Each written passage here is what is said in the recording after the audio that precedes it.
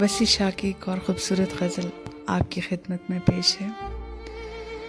उसकी आँखों में मोहब्बत का सितारा होगा, उसकी आँखों में मोहब्बत का सितारा होगा, एक दिन आएगा वो शख्स हमारा होगा।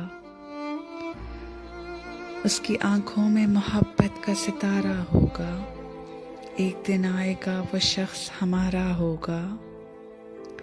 जिसके होने से मेरी सांस चला करती थी, जिसके होने से मेरी सांस चला करती थी, किस तरह उसके बगैर अपना गुजारा होगा।